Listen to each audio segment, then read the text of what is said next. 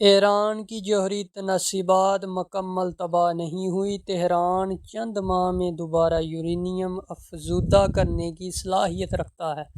سربراہ IAEA بین الاقوامی ایٹمی توانائی ایجنسی کے ڈائریکٹر جنرل رافیل گروسی کا کہنا ہے کہ امریکی حملوں میں ایران کی جوہری تنصیبات مکمل تباہ نہیں ہوئی اور تہران چند ماہ میں دوبارہ یورینیم افزودہ کرنے کی صلاحیت رکھتا ہے۔ 24 گھنٹوں کے دوران اسرائیلی حملوں میں 81 افراد ہلاک جبکہ 400 سے زائد زخمی ہوئے ہیں۔ غزہ کی وزارت صحت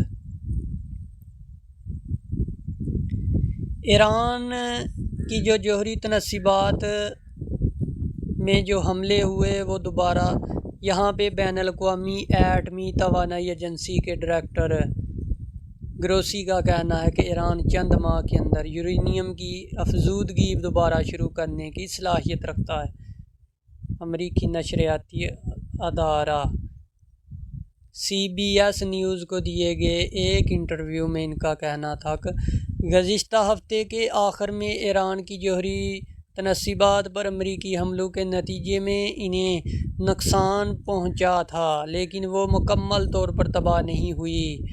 اقوام متحدہ کے جوہری توانائی کے نگراں ادارے کے سربراہ کا بیان وائٹ ہاؤس کے اس دعوے کی نفی کرتا ہے۔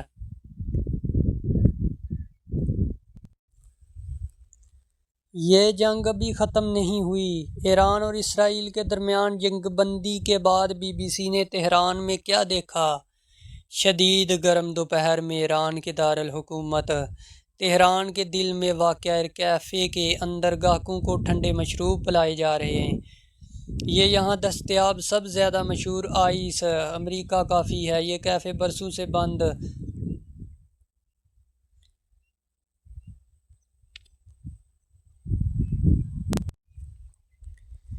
کیا ٹرمپ کا داؤ ایران اور اسرائیل کے بیچ میزائلوں کا تبادلہ روک پائے گا؟ ایران اور اسرائیل کے درمیان حالیہ کشیدگی کے دوران ڈونلڈ ٹرمپ نے امریکہ کو جنگ میں دھکیلنے کا دعویٰ کھیلا۔ شاید یہ دعویٰ وقتی طور پر مددگار بھی ثابت ہوا۔ ٹرمپ نے پیر کی شام یہ اعلان کیا تھا کہ دونوں ممالک نے جنگ بندی پر رضامندی کا اظہار کیا ہے۔ ان کا یہ بھی کہنا تھا کہ اب دیر پامن کی جانب بڑھ سکتا ہے اگر امریکی صدر در حقیقت اپنے بقول اس 12 روزہ جنگ کو ختم کر دیتے ہیں تو یہ پورے خطے کو اپنی لپیٹ میں لینے والی کشیدگی سے ایک قدم پیچھے ہٹنے کے مترادف ہوگا۔ مگر اس سے قبل ایرانی جوہری تنصیبات پر فضائی حملوں سے ایسا لگا تھا کہ امریکہ بھی اسرائیل کے ساتھ ایران کے خلاف اس جنگ میں شریک ہو رہا ہے۔ ایران کے وزیر خارجہ عباسی نے اپنے ایک بیان میں کہا ہے کہ اسرائیل ایرانیوں کے خلاف صبح 4 بجے سے پہلے اپنی غیر قانونی جارحیت بند کرے۔ ان کا کہنا تھا کہ ہمارا اپنے رد عمل کو مزید جاری رکھنے کا کوئی ارادہ نہیں ہے۔ اسے جنگ بندی نہیں کہا جا سکتا لیکن جیسے ہی تہران میں صبح کے 4 بجے کی ڈیڈ لائن ختم ہوئی تو اطلاعات کے مطابق اسرائیل نے حملے بند کر دیے۔ بظاہر لگتا ہے کہ دونوں فریقین تناؤ کم کرنے کے قریب ہیں۔ یہ پیش رفت ایک ہنگامی خیز دن کے بعد سامنے آئی جب ایران نے سنیچر کے امریکی حملے کا بدلہ لینے کا وعدہ پورا کیا تھا۔ ابتدائی اطلاعات کے مطابق امریکی اڈے پر داغے گئے تمام ایرانی میزائل قطر نے روک لیے تھے اور امریکہ کا اس میں کوئی جانی یا مالی نقصان نہیں ہوا تھا۔ صدر ٹرمپ نے قوم سے سنیچر کی رات خطاب میں ایران کو خبردار کیا تھا کہ امریکی مفادات پر ایرانی حملے کا بھرپور جواب دیا جائے گا۔ انہوں نے وعدہ کیا تھا کہ ضرورت پڑنے پر امریکی فوج کی جانب سے مزید اہداف کو نشانہ بنایا جا سکتا ہے۔ 24 گھنٹوں کے دوران دنیا منتظر تھی کہ ایران کیا کرے گا اور پھر جیسے ہی ایران نے اپنا رد عمل دیا تو دنیا کی توجہ پھر سے امریکی صدر کی جانب مڑی۔ وہ کیا کریں گے؟ اور پھر چند گھنٹوں کے بعد انہوں نے اس پر اپنا پہلا بیان دیا۔ سماجی رابطوں کی ویب سائٹ پر امریکی صدر نے لکھا، ایران نے اپنی جوہری تنصیبات پر ہمارے حملے کے بعد سرکاری طور پر ایک بہت کمزور جواب دیا ہے جس کی توقع تھی، اور ہم نے اس کا بہت مؤثر طریقے سے جواب دیا۔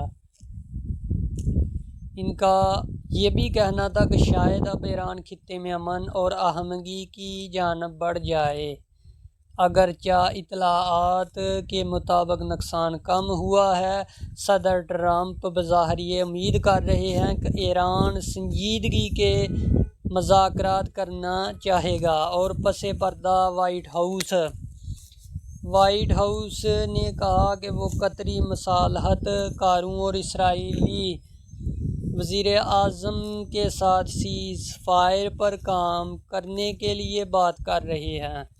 ایسے ہی صورتحال جنوری 2020 میں سامنے آئی جب ٹرمپ نے ایرانی پاسداران انقلاب کی قدس فورس کے سربراہ جنرل قاسم سلیمانی کو بغداد میں ایک حملے میں قتل کرنے کا حکم دیا۔ ایران نے عراق میں امریکی اڈے پر میزائل حملے کیے جس میں 100 سے زیادہ امریکی سپاہی زخمی ہوئے، لیکن امریکہ نے کوئی جواب نہیں دینے کا فیصلہ کیا۔ ایرانی میڈیا اور پاسداران انقلاب نے اب تک ایران کے کئی علاقوں میں واقع زیر زمین میزائل اڈوں کی مختلف تصاویر شائع کی ہیں۔ امریکی میڈیا کے مطابق پیر کو ایران نے امریکی اڈے پر اتنے ہی میزائل مارے جتنے امریکی جنگ جہازوں نے ایران میں ہفتے کے اختتام پر حملے میں گرائے تھے۔ ایران کی جانب سے قطری حکومت کو ان میزائل حملوں کے بارے میں پیشگی اطلاع کی گئی تھی۔ ان حوالے سے ٹرمپ نے کہا کہ وہ شکر گزار ہیں کہ ایرانی تناسب چاہتے ہیں، اس میں اضافہ نہیں چاہتے۔ اس دن ٹرمپ کی توجہ تیل کی قیمتوں، امریکی میڈیا کی کوریج اور سابق روسی صدر کی اس رائے پر مرکوز رہی کہ ایران کو کوئی بیرونی ملک جوہری ہتھیار فراہم کر رہے ہیں۔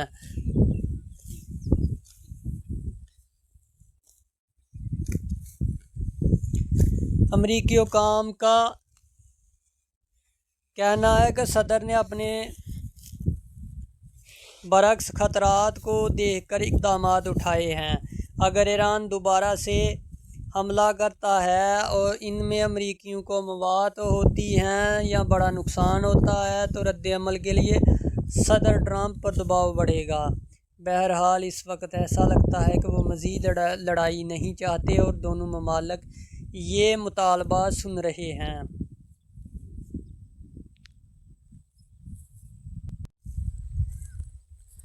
کیا خفیہ بنکر سے نکلنے والے ایرانی رہبر اعلیٰ آیت اللہ خامنی کے سامنے نیا اور مختلف ایران ہوگا؟